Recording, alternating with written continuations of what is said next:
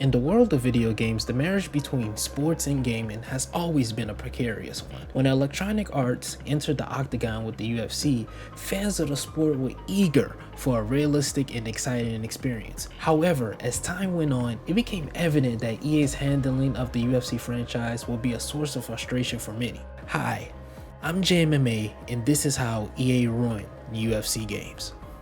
Chapter 1: The Beginning. This all started with the ultimate fall of the THQ franchise. After they tried to release multiple products and video games to try to rejuvenate the company from bankruptcy, it ultimately fell. That meant the beloved UFC Undisputed franchise was no longer going to be made. Now, Dana White has said many times under the brass of THQ after he made the deal that he actually first went to EA, but they laughed in his face and said they will never make any games, and he constantly berated them time and time again. We talked to EA Sports, and you know what EA Sports said? That's not a real sport, those aren't real athletes, and we'd never make a video game out of that. Then all of that changed. In 2012 at the Electronic Entertainment Expo, EA came out and announced that they had a brand new multi-product, multi-year partnership with the UFC. Now, it was said that EA purchased the rights from THQ for an undisclosed cash payment. We don't know how much it was, but I would assume it's a lot. And then at the Xbox One reveal event, EA came out and revealed the very first gameplay for the first EA UFC game. This game was going to be the first game that Electronic Arts had ever run on the Ignite engine. As a result of this new project, EA put its Fight Night boxing franchise on hold. The company said the decision was based primarily on its perception that the UFC had a greater international prominence to make money. Basically, they didn't think the Fight Night boxing franchise, which was well beloved by many, they didn't think it would make enough money as the new kid on the block. Although while saying this, EA did say that the boxing series could potentially return. The Fight Night team, now known as EA Canada, became the UFC team. After gameplay was revealed at the Xbox One event, the roster was gradually revealed by EA in batches. The final roster for EA UFC 1 consisted of 97 fighters, not including DLC. These fighters included TJ Dillashaw, Tyron Woodley, Tim Kennedy, Gunnar Nelson, Nick Diaz, Hector Lombard, and many more popular UFC fighters at the time. Also, it added the addition of a Legends pack, which included Mark Coleman, Matt Hughes, Quentin Rampage Jackson, and Brock Lesnar. And on June 17, 2014, after many betas, reveal trailers, gameplay deep dives, and everything else, the game was finally released on PlayStation 4 and Xbox One, and it was actually well received. The Metacritic gave the game a 7 out of 10, GameSpot gave it a 5 out of 10, IGA gave it a 6.8 out of 10, and VideoGamer.com gave it a 6 out of 10 as well. Being removed from the UFC Undisputed franchise, this was seen as a win from Dana White and EA Sports themselves. EA UFC 1 brought a level of realism never seen before in any MMA game ever. The authenticity had fans craving for more. However, this excitement did not last long before issues began to emerge. Those problems included many microtransaction bugs, gameplay bugs, and even bugs with character models. So fans were definitely mad and heated, which then came the release of UFC 2. Till this day, UFC 2 is highly regarded as the best game in the EA UFC franchise. While I don't agree with that, it is beloved by many fans. When EA first made this game, they tried to strive to be as realistic as possible. They tried to mimic the MMA aspect, as real as it gets, like what they did with UFC 5. We're going to get into that later, but that's what they tried to do with this game. EA announced that one of the cover fighters would be Ronda Rousey. After a while, they then announced that the notorious Conor McGregor will be the second cover athlete after his defeat and ultimate win of the featherweight championship over Jose Aldo. Players who pre-ordered the game had the ability of 4 additional fighters: Baj Rutten, Kazushi Sakuraba, and 2 different versions of Iron Mike Tyson. And obviously, Bruce Lee, who returned from the previous installment, was in this game in multiple weight classes. Just like the first installment of this franchise, UFC 2 was met with a lot of criticism. EA Canada received feedback and complaints from multiple players who said the ground controls and the controls in general were too challenging and that the game lacked modes to keep the players interested. As a result, the team decided to improve the grappling mechanic in order to deliver an onboarding experience and added 5 new game modes. According to EA UFC's creator director Brian Hayes, he says that having impressive graphics was important to me. We hope to achieve this by updating and improving the game's lighting, animation, and rendering system. The KO mode was designed for players who only intend to play the game casually. And after this, EA UFC 2 became a massive hit because of the wild ragdoll KOs, the exciting commentary, and even exciting fights that you have.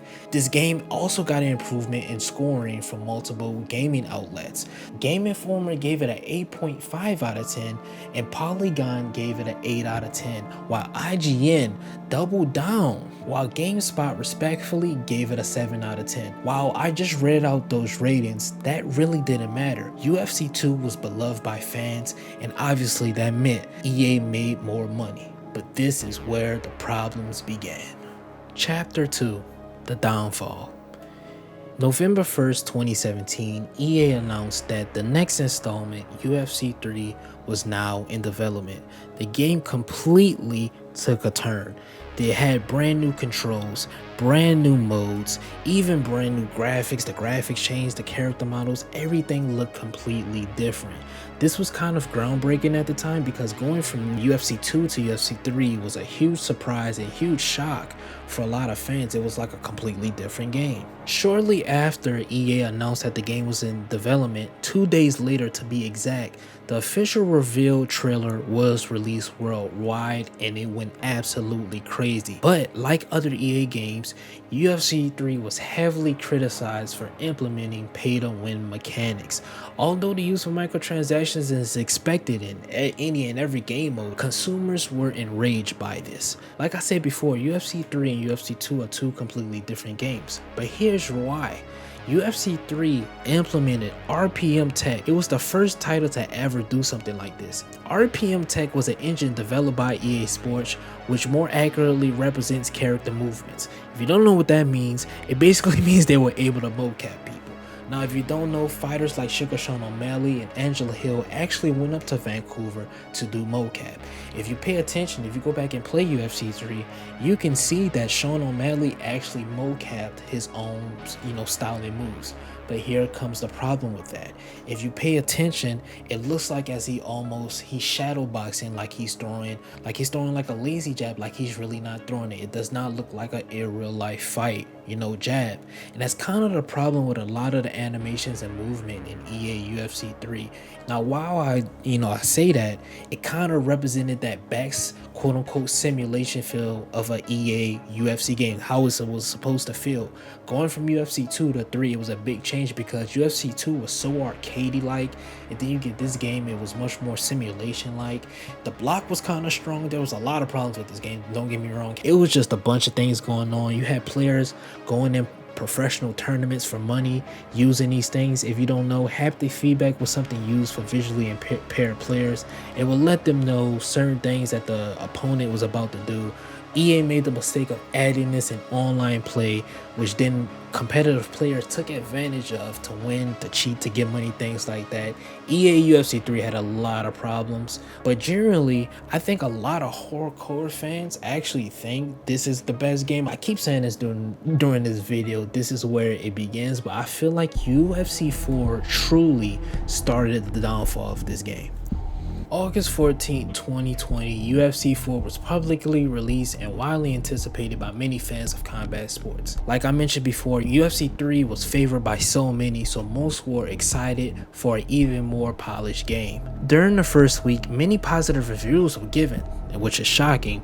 GamerRank even called it the best version of combat sports. With EA Sports going in the direction to cater to more of the casual audience, like they did with UFC 2, they decided to add more cosmetic features such as the deep calf customization and pre-fight emotes.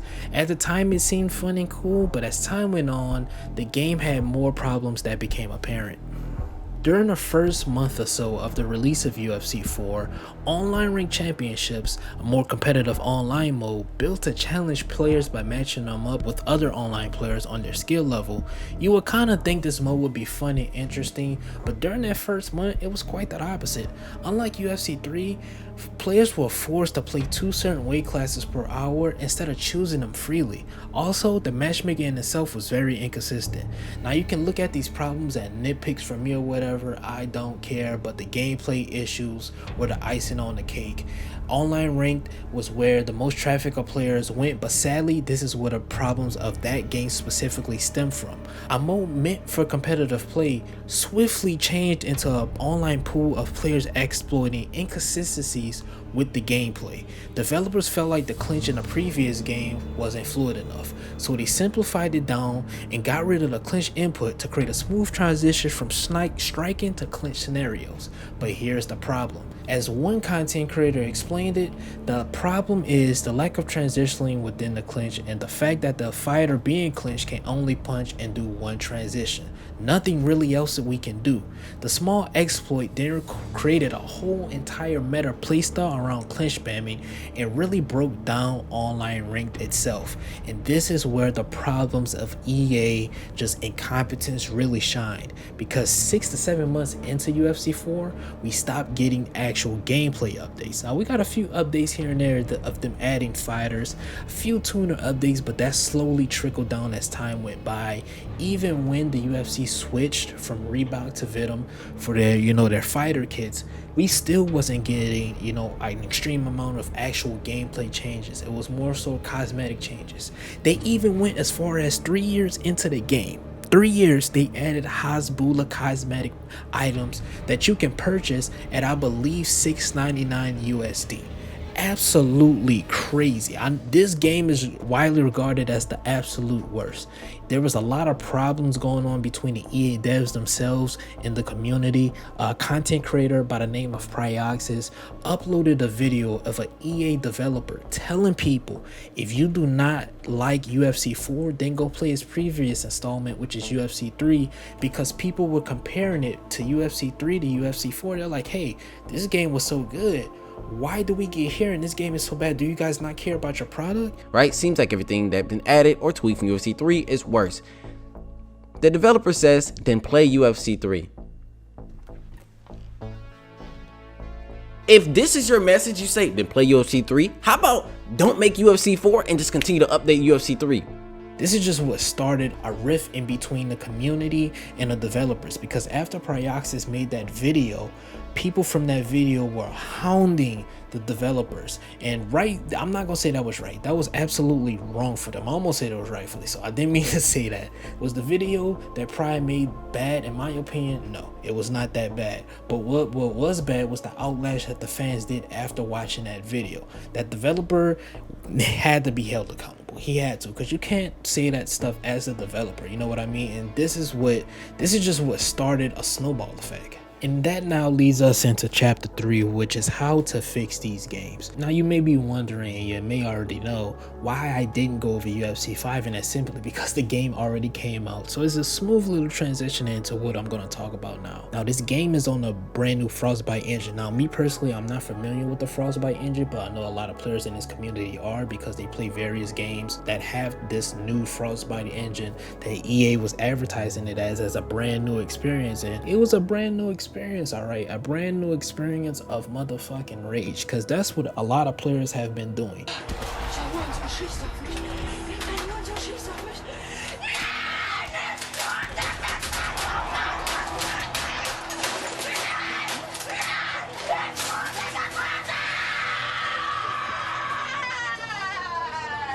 You see things like glitches, players are doing a T-pose in the clinch, and just straight stupid stuff, you know what I mean? And it's just absolutely crazy how we're on a brand new engine and things are not different. So me personally, this is how UFC games can become better. First off, I feel like what made the UFC Undisputed games so fun and so great, and why they're wildly liked and successful, was because those developers loved MMA. They trained MMA, they did MMA, they just loved the sport itself. Now, this is not me coming at the developers themselves. I'm not saying they don't love this franchise as equally or whatever. I'm just saying it from the outside looking in. It does not look like that. I very well could, possibly say that they're probably being held back by EA as a corporation themselves, given that UFC 4 did so wildly successful. EA is probably like, all right, we're just gonna have this bottom line. You guys stick to it. You can't make this game. You have to make the game that we want it to be and not what you want it to be. It can very well be that, but at the same time, this is how we can make sure shit like this doesn't happen again. We gotta talk about the tracking. We gotta talk about the block breaking and the stem. These have all been problems that have riddled this EA UFC franchise. They have, including fighter uniqueness. I don't know why it's so hard to have fighter uniqueness. In UFC 3, like I mentioned before, Sean O'Malley, Angela Hill, and a couple of other fighters actually did their very own mocap. I don't know why it's so hard to do that for UFC 5. Now, people can say it's limited resources and budget. I've seen companies with less do more, if that makes sense. You know what I mean? So I really don't find that as an excuse for EA. They have to fix the tracking. They have to do that. If I evade a punch, if I pull back a hook, if I duck a head kick, the head kick should not still hit me on the side of the head. That is one of the main problems with UFC 5, and it was a problem with UFC 4. Now, I will say this. I think the block breaking is attributed to the stam. The stam is just, I don't know why they've never nailed the stam. In UFC 3, it was too much. UFC 4, they kind of toned it down, and in this game, it's too much again. So I don't know. I just don't know why it's just such a problem. They really have to fix that. If I hit you in the body, for example, if I'm hitting you with endless body shots, you should lose long-term stam. If you're throwing a shot and you whiff on a shot, I make you miss because I'm going down to your body, you should lose a significant amount of stam. It shouldn't be you're able to walk forward, throw 218 strikes in a round as I'm continuously hitting your body, and you still have about 80% of your stam, while I have about 40% because you knocked me down twice. You know what I mean? So stam is busted. It's just a lot of things with this game that need to be fixed. Now, I will say that the transition-based submission system is fire.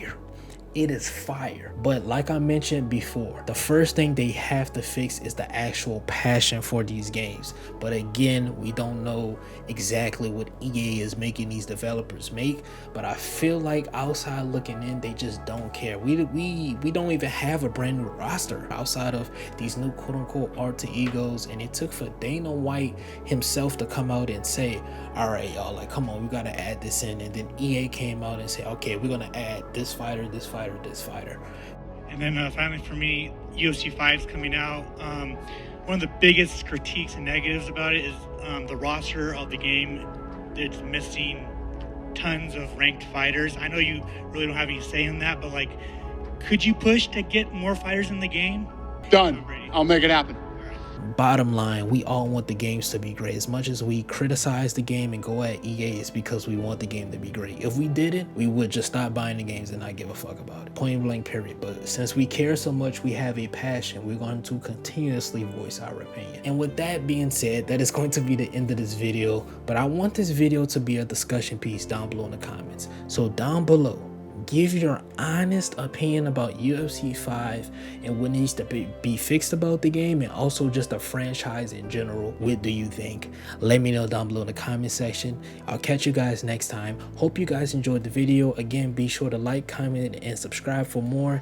It's been JMMA with another video essay. It's been your guy. You guys stay up, stay blessed, do something productive with your day. Beating your meat is not productive. All right, guys. It's been your guy, Jen. I'm out. Peace.